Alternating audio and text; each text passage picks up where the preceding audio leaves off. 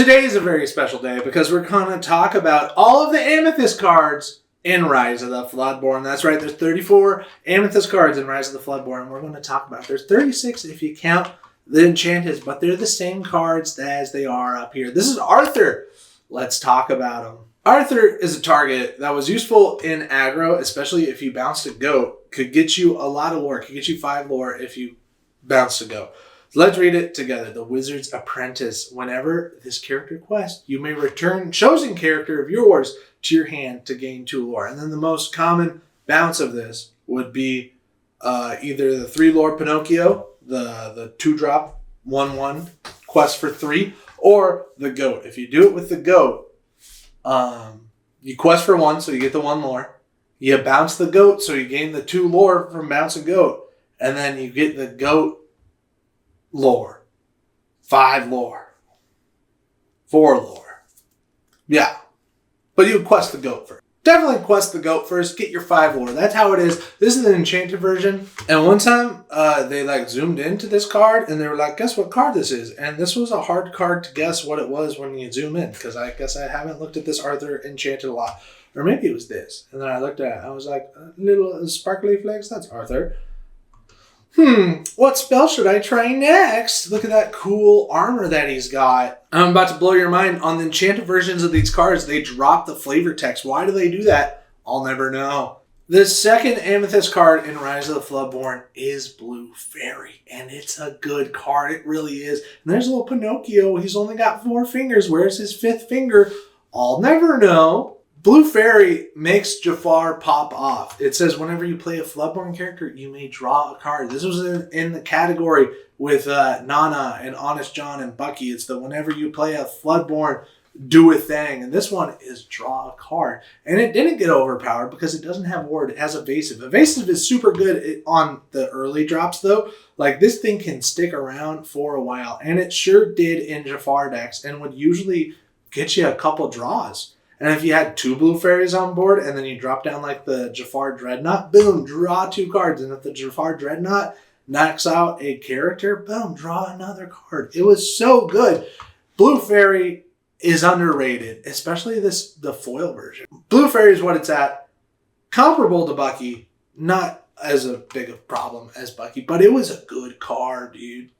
And I think it'll continue to be a good card. Chip the Teacup, we're not going to talk about. Dr. Facilier, the 4-drop 4/2. He can shift into the other Dr. Facilier, but why would you want to? Maybe because he's got evasive. Maybe this is a good card.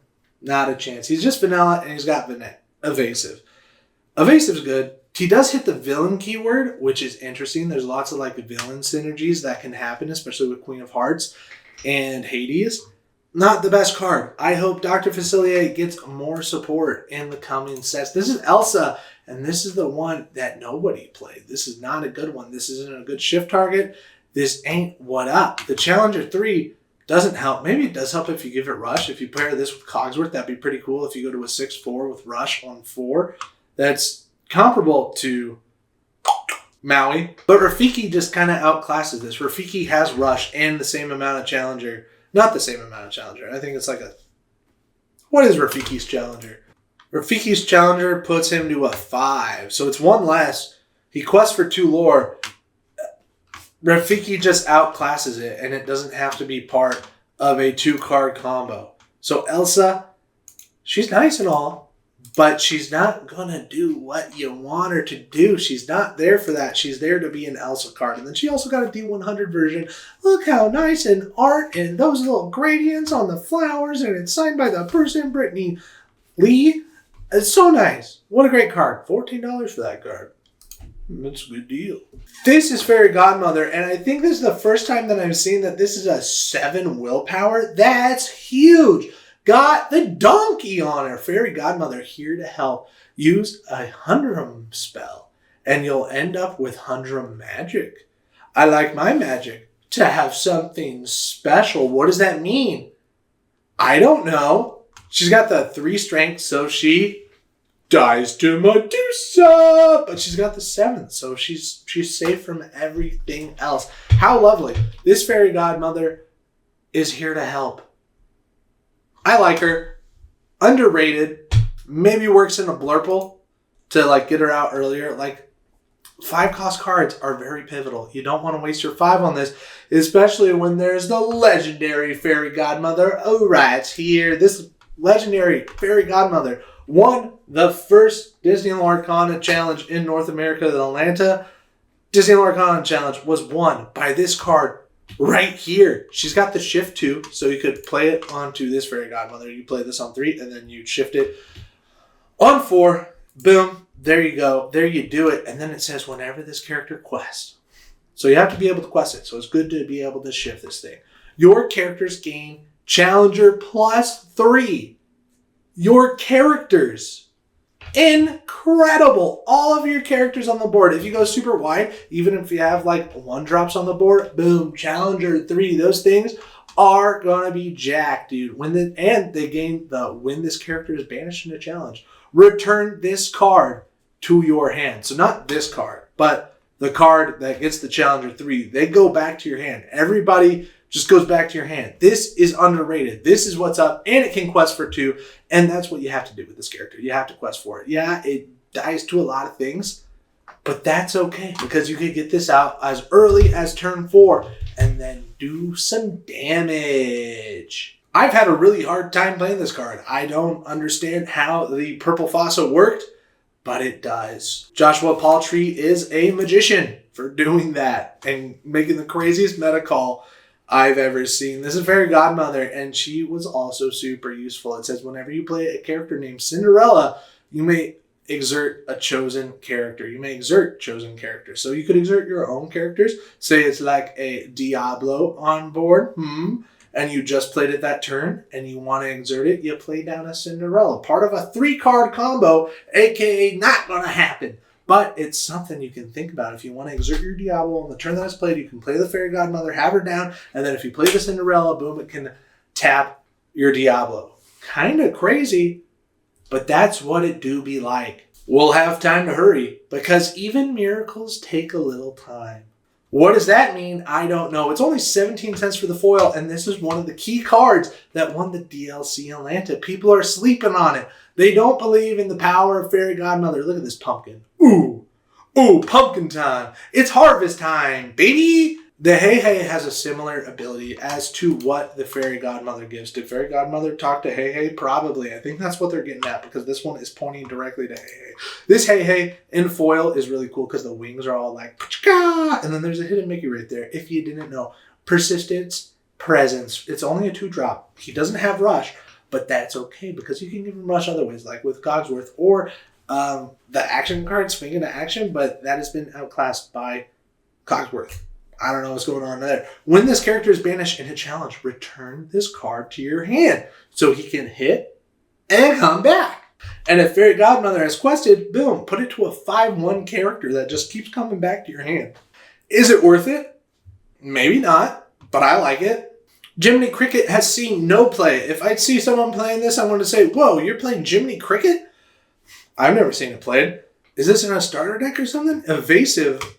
That's cool. We said that about the Blue Fairy. If it has 2 and is evasive, it's probably pretty cool. When you play this character, if you have a character named Pinocchio in play, you may draw a card. Is there 1-drop Pinocchios? Is that what we're about to see? There's no 1-drop Pinocchios. So this would be like your turn 3 play, and maybe it wouldn't be valuable, but I guess like you top deck it and then play the Pinocchio. How can you play a Pinocchio in 1? Pinocchio definitely needs more support. We got Monstro in the last set, but we didn't get more sicko mode Pinocchio stuff. We need a Geppetto. I think that's it. We need to find out where Daddy Geppetto is. This is Cusco, the 2-drop that saw a lot of play in Ruby Amethyst. It replaces itself. It says when this character is banished, you may draw a card, which is good. Drawing cards, especially in Ruby Amethyst, is a great thing to do. And if you can get a body on board and gain a lore, so like you quest it, you make it a target, they have to remove it. And if they don't remove it, then you get another lore. It's as easy as that. It's your opponent's decision at that point. Does your opponent want you to have a lore? Or does your opponent want you to draw a card? You make your opponent choose their own demise. It's a mind game. This is Madam M. Fox, one of the best cards in all of Disney Lorcana. It says, when you play this character, banish her or return chosen character of yours to your hand. I'm about to blow your mind. you can banish this character yourselves. And you might say, why would you want to banish this character? Why would you play this card to banish it yourself? I was at Locals and Rick was talking, and Rick said, sometimes if you have a Lyle on board, you can play down a snake and then just banish the snake. And then your opponent loses lore, because that's what Lyle does. We'll talk about Lyle in the Emerald video of Chapter 3. Not Chapter 3. It's called End of the Inklands. Come on, Ben. Madam has Rush. And it's super useful. It can take out locations. Like if you swing with your snake in the castle first and then bounce it with the fox and then boom, that's 7. Madam and Fox is all the wombo combos all wrapped up. The only thing with her is that I think she's super vulnerable to let the Storm Rage on. So if this Fox attacks anything with a 1 strength, you might say like, oh, I'm safe. But the amount of times that my opponent has used Madam and Fox to take out my 1-drop Diablo and then it has 1 damage on it and then I Storm, it feels really good for me. I bet it doesn't feel very good for them. So they already have 1 damage on it. I play Let the Storm Rage on. Boom. The light is in my eyes from the window outside. They lose their Fox. They lose all the momentum, and all that they got out of it was a Diablo trade, 1 cost Diablo trade, and I'm already up to the 4 ink to hard play other Diablo. Like, they don't get... I don't know. You should look at the value that you're getting from your Fox before you're playing your Fox. Like, do you really want to take out the 1 cost Diablo? Maybe, so I don't shift it and then get the 1 card draw because you don't have a Brawl. But I guess if it's at Cove, it's not the best thing. And then you should be using Madam and Fox to take out Hidden Coves too. Like, she's so good. Like, I would prioritize getting rid of the Cove before I prioritize getting rid of a Diablo. You should use this... You should make some big brain plays with this. You shouldn't just do the obvious route. You should be like, what's the worst thing for my opponent? Not what's the best thing for you. That's kind of how I think you should think about playing this Fox. You should think about what is the worst thing for your opponent and not what is the best thing for you. Are they the same thing? Maybe. This is Madam Mim Purple Dragon.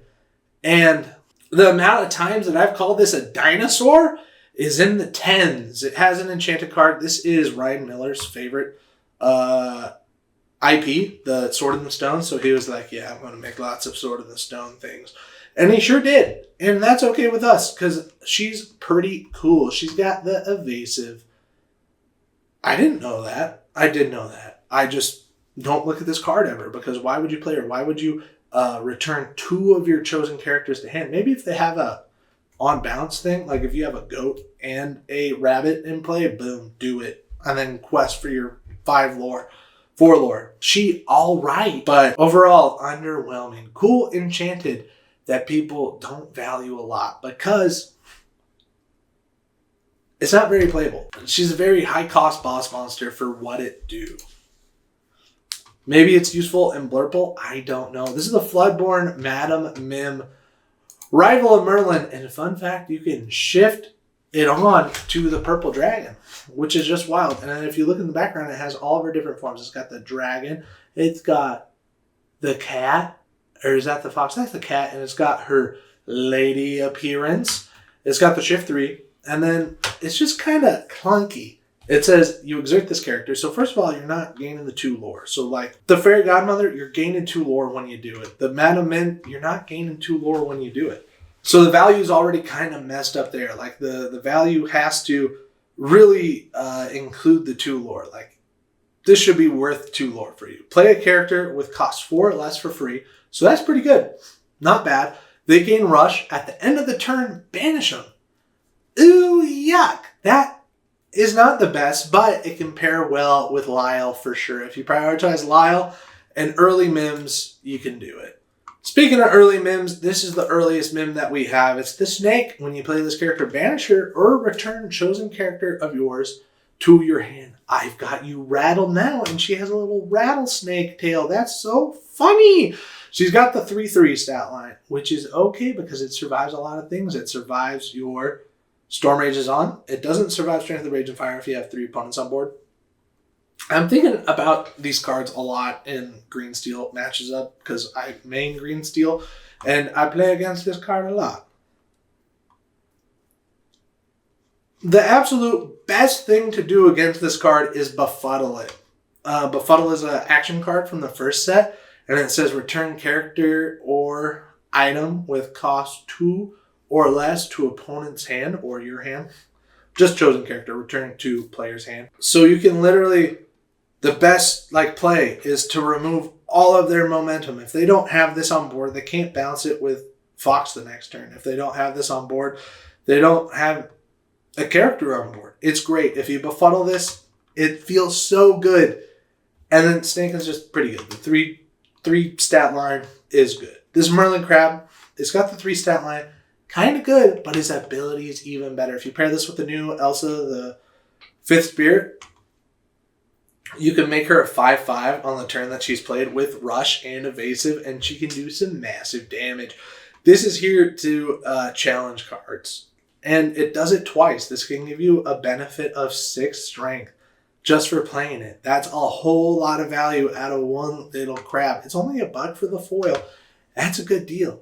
It's there for the wombo combos. Lots of decks have this usually at a 2 of. What does Earl Meister have this at?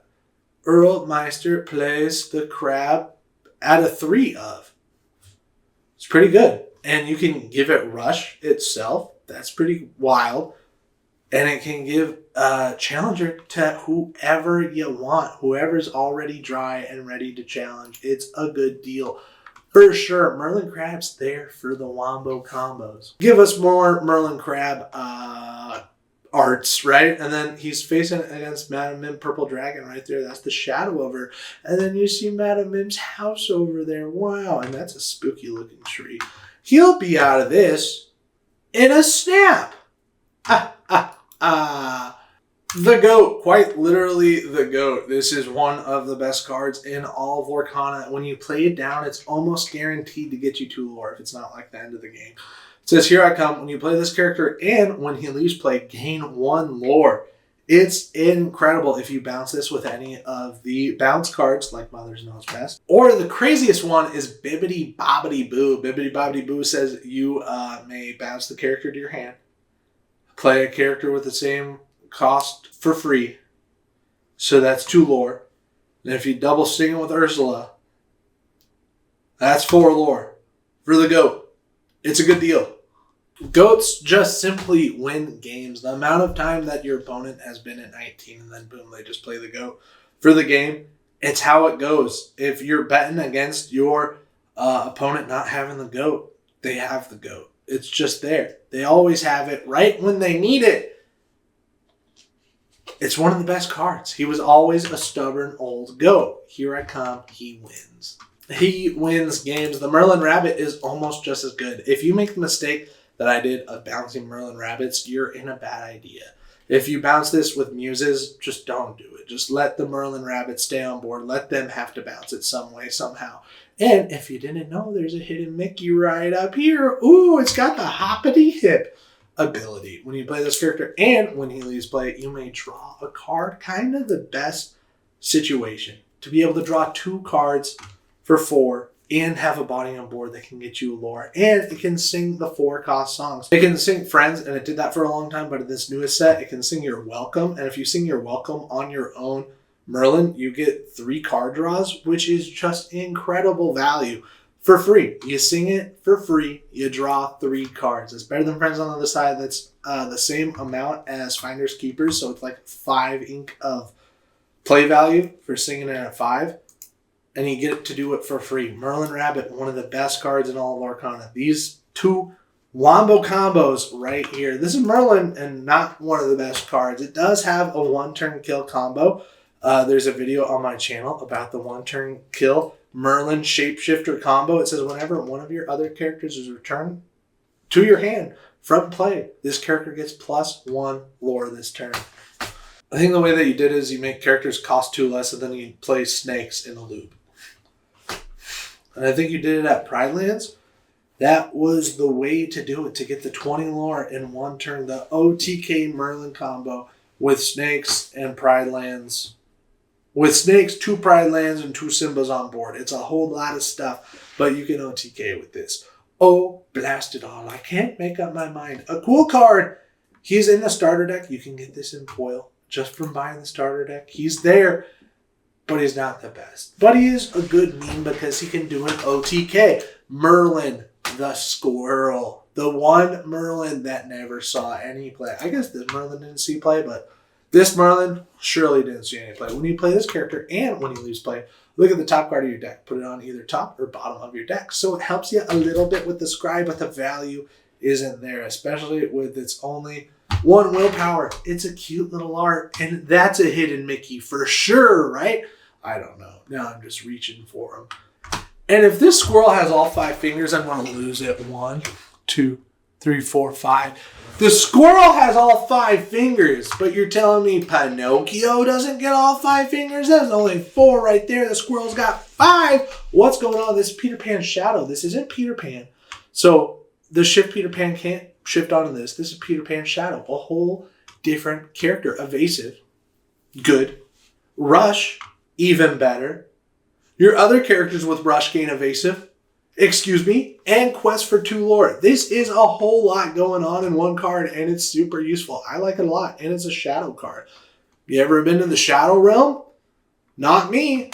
This is Pinocchio, and he only shoots for 3. This is Steph Curry in a card. He quests for 3 lore. He only has a 1/1, but that's okay, because if he does his job, he's done his value. He's worth the $30 million a year, right? Star attraction. Win with that personality, that profile, that physique. Why, I can see your name in lights. Light 6 feet high, says Honest John. Why would Honest John say that? This little symbol right here that looks like an open book means that it comes straight from the source material. So Honest John literally said this in the Pinocchio anime. What's going on there? I really need to watch Pinocchio. I'll be honest, I don't remember movies too well, and I don't know what Pinocchio do be like. Does he turn into a boy, or does he turn into a ear guy? These are donkey ears, right? Shift 3. When you may pay 3 ink to play this on top of one of your characters named Pinocchio. He's got the listen to your conscious ability. When you play this character, you may return chosen character or item with cost 3 or less to their player's hand. So it's a may ability. So it's kind of cool because you may. It's kind of a toolbox, but it dies to Medusa. So what's the point of playing it?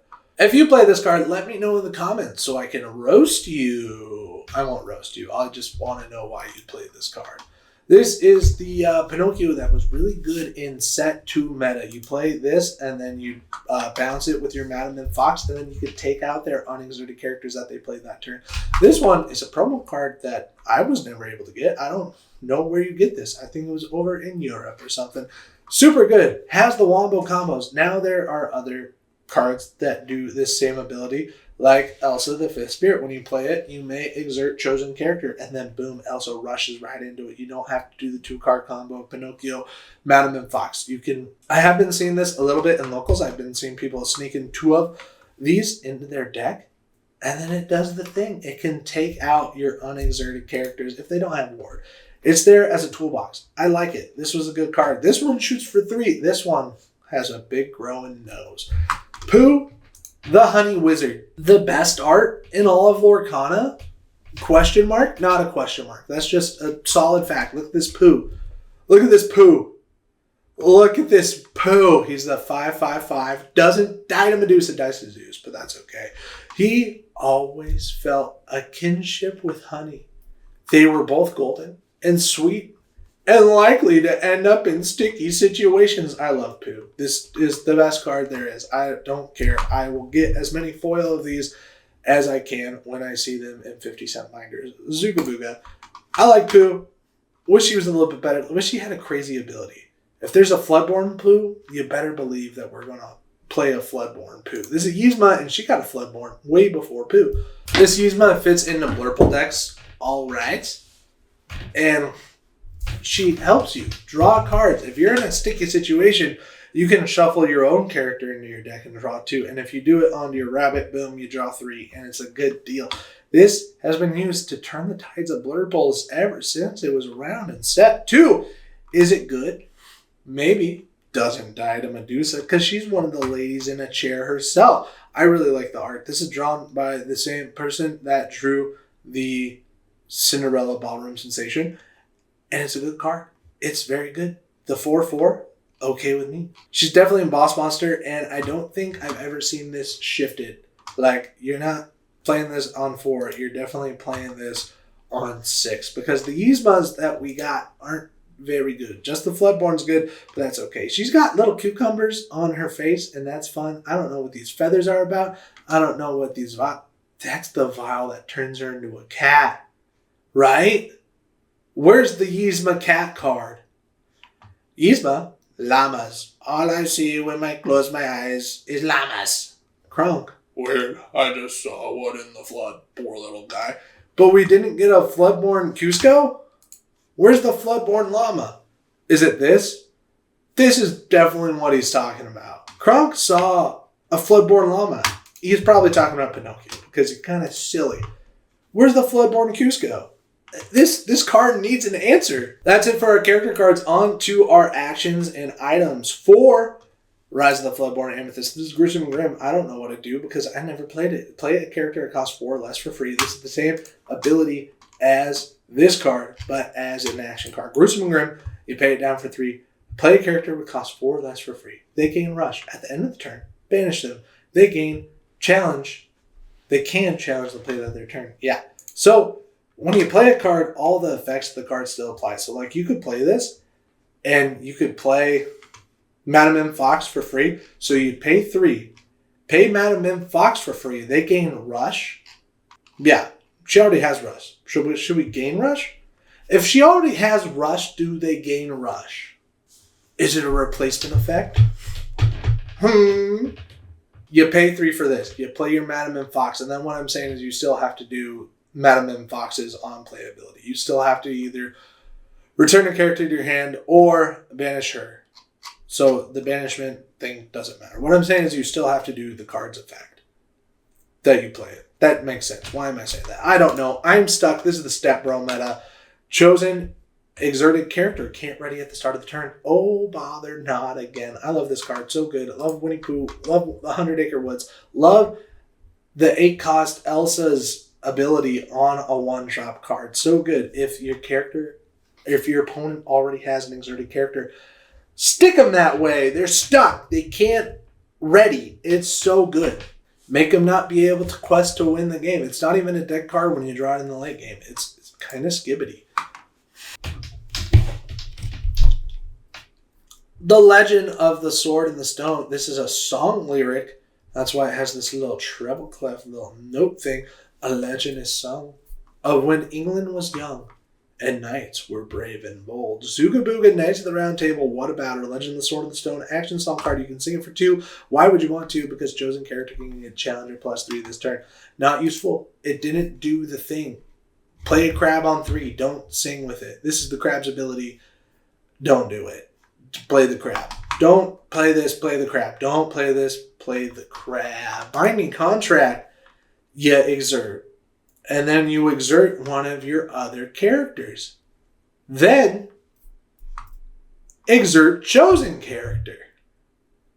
That's a whole lot of exerting. Thanks, Binding Contract. So there are a few things that you can do with this. You can exert your own Diablo, or you can do what a 2-drop Pinocchio can do, but way worse. Is it a 1-cost Pinocchio that does this? No, it's a 2-cost. So the 2-cost Pinocchio does this ability, but you don't have to exert one of your own characters. And you don't have to pay 4 ink for it. Ursula's saying it's just a standard form, nothing to worry about. That's the pink seaweed. We should have known it there. Look at that. That's all the pink seaweed is right there. Incredible. Never saw it. The Croquet Mallet, the amount of foils of this that I have is astronomical. I'm talking at least 4 foil Croquet Mallets. Why do I have so many of these? Hurtling Hedgehogs, banishes item, chosen character gains Rush this turn. Overall, not bad and kind of spicy, but you don't want to draw it in the late game. Maybe it's a crazy one-of that you keep in a certain matchup. I don't know. I think this has spice, and I think that's why we do this video series, to find out cards that are spicy and keep in mind. This could be a thing. Chosen character gains Rush if you have, like, I don't know. Lots of the Amethyst cards that you want to have Rush already have Rush. I don't know. This has been outclassed by Cogsworth. Like, there's this card, there's Swing into Action, and then there's Cogsworth, and you want to play Cogsworth. Cogsworth is the better thing to do. First of all, it's inkable, and it's a body, and it does the exact same thing. So forget what I just said 10 seconds ago. Cogsworth takes the place of this. Don't ever play this card. Play Cogsworth instead. Croquet Mallet, the worst outclassed card there is. There's been 2 cards to replace this that are better. The Perplexing Signpost is one card that I could never pull myself. I had to buy this on the internet for completing my master set of the Rise of the Floodborn. It says, banish this item, return chosen character of yours to your hand. So you can bounce your own goat this way. But it costs 2 ink, and it takes up an inkable slot, and you'll never pull it. It's bad. Bad items. Altogether, all 3 of these items super bad, but this item, really good. This item won me a lot of games in Rise of the Floodborn meta when I played Ruby Amethyst. Yeah, it was one of those. Lady Tremaine was too good. It says exert, you pay 1 ink, and then you gain 1 lore. And if you have 2 of these out, boom. Spend 2 ink, gain 2 lore. It was good. It was even before, Rise of the Titans was out, so nobody was banishing items. Like, there was barely any banish item things. There was Befuddle, but Befuddle can't hit this because it's 3 costs. Sorcerer's Spellbook, underrated, and it had a lot of story lore. It said, Illumineers seek the power of knowledge, but must be aware of its price. And lots of characters are looking for this book in the Lorcana story. And that's cool. Super good item. These 3 items, boofy, bad items. This item, good item. And then our 2 enchanters that we talked about, Arthur and Mana Mim Purple Dragon, or as I like to call her, Purple Dinosaur. Thank you so much for watching. Next week, we are going to talk about all the Emerald cards in Rise of the Floodborn, including Relentless Beast and the OTK that you can do with him, because he doesn't have to not quest. You can just keep questing him and do your OTK that turn. And our sweet baby boy, Bucky, we're going to talk about next week. Thanks for watching. Please hit the subscribe button. We're so close to 1,000 subscribers. We'll see y'all tomorrow.